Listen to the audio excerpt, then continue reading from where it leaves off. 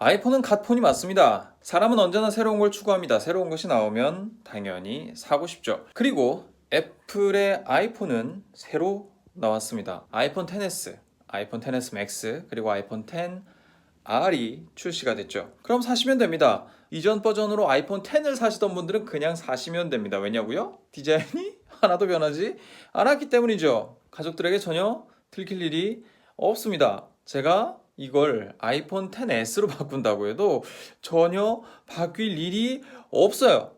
전혀 없습니다. 그렇기 때문에 여러분들 부담 없이 바꾸셔도 되는 거예요. 그냥 회사로 배달시키시고 유심 갈아 끼시고 그냥 쓰시면 됩니다. 외관이 하나도 안 바뀌었고 심지어 특징적인 로고도 없고 아이클라우드 복원하면 방금 전에 통화했던 내역까지 완벽하게 복원이 되기 때문에 문제없이 바꾸셔도 된다라는 말이 되는 거죠. 기존에 쓰던 폰이라고 생각해도 될 정도로 아무런 변화가 없을 겁니다. 애플의 배려는 이렇게 끝이 없네요. 다음 달에 내가 갚는다 그래도 이건 진짜 너무하잖아. 얼마? 아이폰 XS 기본형 64기가가 137만원. 그리고 뭐? 아이폰 XS 맥스가 아이폰 XS 맥스 최고 가격이 198만원? 198만원? 팀쿡이 그랬습니다. 하루에 먹는 커피값 한 잔만 아끼면 아이폰을 살 수 있다. 아이폰을 손에 줄 수 있다라고 얘기했습니다. 하루에 마시는 커피값이 3,000원. 업무 일수가 대략 22일입니다. 66,000원 정도가 되죠. 하루에 3,000원씩 한 잔씩 22일을 마시면 66,000원이 됩니다.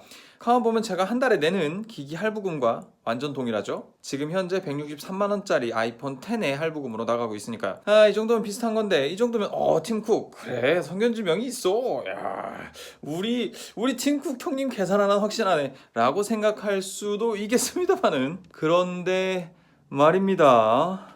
아이폰 XS 맥스 얼마냐고 198만원이에요. 198만원은 163만원에서 18% 정도 상승한 가격이에요. 그러면 무려 12,000원입니다. 그럼 한 달에 내야 될 할부금이 얼마? 8만원. 8만원이에요. 할부금이 8만원이라고. 그럼 하루에 4,000원짜리 커피를 22일 동안 마실 수 있는 정도의 가격인 거예요. 그러면 내가 이것 때문에 아이폰 XS 맥스 때문에 내가 지금 매일같이 필수적으로 먹어야 하는 커피를 포기해야 하느냐, 카페인의 공급을 중단해야 하느냐 라는 거예요. 하루 4,000원짜리 커피를 2년 동안 못 마신다는 얘기야. 그럼 내가 강제로 카페인을 끊어야 된다는 얘기예요.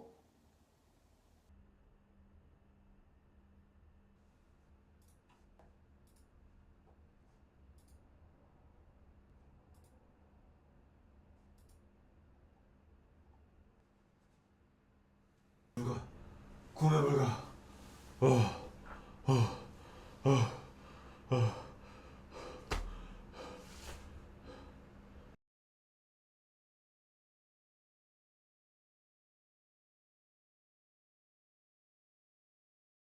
네, 그렇습니다. 조금 다소 연출된 상황이 없진 않지만 굉장히 비쌉니다. 애플 아이폰 XR, XS 맥스 굉장히 비싼 가격에 지금 올라와 있는 상황이에요. 그러다 보니까 이걸 뭐 살 엄두도 안 나고 사실 지금 163만원에 대한 할부 금액조차도 매달 좀 부담스러운 상황에서 지금 휴대폰을 사용을 하고 있어요. 그럼에도 불구하고 얘네들은 정신을 차릴 생각을 하지 않는 거지. 너무 비쌉니다. 너무 비싸고 또 심지어는 변화된 게 없을 정도로 좀 아쉬워요. 물론 이제 하드웨어의 수많은 변화, 성능이 엄청난 격차로 뭐 이렇게 하드웨어를 업그레이드하고 또 소프트웨어도 업그레이드 하기는 했지만 그 가격에 대한 합당한 가격이냐라고 생각해보면 또 그렇지도 않다라고 하는 거죠. 노트처럼 펜이 있는 것도 아니고 추가적인 어떤 어디셔널한 뭐 추가적으로 붙어있는 기능이 있는 것도 아닙니다.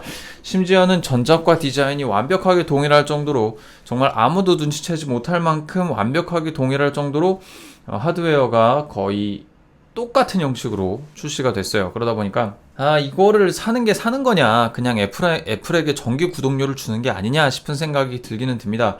정기 구독료로서 한 달에 8만 원은 너무 큰 금액입니다. 이걸 22개월 할부, 11번가에서 제공하는 22개월 할부로 구매를 한다고 치더라도 9만 원에 육박하는 금액이기 때문에 사실 이거에 대해서 선뜻 구매를 결정하기는 어렵습니다. 물론 이제 약정 할인과 각종 뭐 혜택이 덧붙여지면 매월 이제 7만 원에서 8만 원 정도 내외의 요금제를 쓴다고 했을 때 가격에 대한 할인율이 뭐 조사모사 같은 케이스로 계산을 하게 되긴 하겠지만 7만원에 25%인 14만원, 대략 한 2만원 내외 정도의 어떤 금액이 할인이 된다 이거예요. 그럼 2년 동안 2만원 정도의 금액, 즉 한 40여만원 정도가 할인된 금액에 구매를 할 수 있다고 하더라도 대리점들의 어떤 할인 전략이라던가 할인 혜택들 이런 것들로 인해서 깎인다고 하더라도 최대 뭐 10만원에서 20만원, 그러니까 결과적으로 아이폰 XS 맥스는 아무리 싸게 사봐야 140만원대 이상으로밖에 살 수가 없는 상황이에요. 너무 비싼 가격이기 때문에 이거를 관용을 할 수가 없어요. 사실 이제 일반적인 직장인들이 선뜻 이 금액을 내고 구매를 하기에는 너무 빡센 가격이죠. 가격에 대한 이슈는 늘 나왔습니다. 아이폰 X이 출시됐을 때도 너무 비싸 안 살래 라고 생각을 했지만 어쨌든 사는 사람은 있고 이 사는 것이 사는 행위 자체가 뭐 어쩔 수 없는 상황이라고 생각이 돼요. 휴대폰을 바꿀 때가 돼서 자연스럽게 바꿀 때가 됐는데 아이폰 XS Max가 나왔다. 그럼 기왕 사는 거 가장 좋은 모델로 사야지라고 생각을 했을 때 200만 원이란 어마어마한 금액을 물게 된다라고 하는 거예요. 제 데스크탑 컴퓨터가 230만 원에 구매를 한 컴퓨터입니다. 이런 상황에서 봤을 때는 이걸 이 금액을 내고 사용할 수 있냐? 라고 물어보면 NO라는 거죠. 뭐 IT 기기 리뷰하시는 분들이야 자유롭게 사서 쓰고 리뷰할 수 있겠지만 저 같은 저도 물론 IT 기기를 리뷰하는 사람 중에 하나로서 생각해 보자면 쉬운 결정은 아니에요. 일반인들 저같이 이제 일반적인 소득 수준의 직장인들이라면 한 달에 7만원 내지 8만원의 그 기기 할부 금액은 감당하기는 쉽지 않은 금액이라는 겁니다. 그럼 용량 작은 걸 사면 되지 라고 말씀하시겠지만 64기가로는 어디 비비지도 못합니다. 앱 몇 개 깔면 다 없어지는 그 용량이에요. 어차피 기본 시스템이 10기가 정도를 먹고 있고 50기가 정도를 가지고 있는데 50기가도 뭐 내비게이션 앱이라던가 뭐 동영상 편집 앱 그리고 사진 몇 장 찍으면 없어지는 그런 용량입니다. 뭐 클라우드 쓰면 되지라고 말하지만 클라우드 쓰는 것도 64기가면 충분히 부하가 걸릴 만한 용량입니다. 무슨 얘기냐면 내가 찍다가 용량이 꽉 찰 수가 있다라고 하는 거예요. 그럼 그 용량이 꽉 찰 때마다 계속 그 백업 업로드를 해줘야 된다라는 문제가 발생을 한다는 거죠. 그렇다고 친다면 64기가가 싸냐? 단연코 그렇지도 않습니다. 64기가의 가격 자체도 150만 원입니다. 가격에 대한 부분은 굉장히 큰 걸림돌로 작용을 하지 않을까 싶은 생각이 듭니다. 아이폰 같은 경우도 뭐 충성 고객들을 많이 갖고 있죠. 뭐 그렇다고 하더라도 이렇게 큰 가격에는 솔직히 내가 졌소 할 수밖에 없는 정도의 가격이 아닌가라는 생각을 하게 됩니다. 원래는 구매가 딱 됐어야 되는데 이게 뭐 구매할 수 있는 사이트가 없네요. 그 자급제로 구매를 하려고 했는데 내일 모레나 돼야 이게 좀 풀릴 것 같습니다. 그래 11번가는 보통 좀 싸게 이렇게 풀어놓던데 뭐 예약 구매라도 됐는데 이게 외국발 휴대폰이다 보니까 그게 좀 여의치 않나 봅니다. 내일 모레 3일 뒤에 내일 모레 글패 3일 뒤에 이제 그 11월 4일 날 출시가 된다라고 하는 것 같죠? 그러면 그때 살지 말지는 좀 고민을 좀 해보고요. 아이폰 같은 경우에는 워낙에 그 감가상각이 좀 적은 편입니다. 그렇기 때문에 다른 휴대폰보다 사서 리뷰하기 조금 더 부담이 적지 않을까 싶은 생각이 좀 드네요. 여기까지 점검 세상보기의 점검이었고요. 휴대폰을 사서 리뷰를 할 수 있을지 없을지는 내일 모레 3일 뒤에 가봐야 알 것 같습니다. 안녕히 계시고요.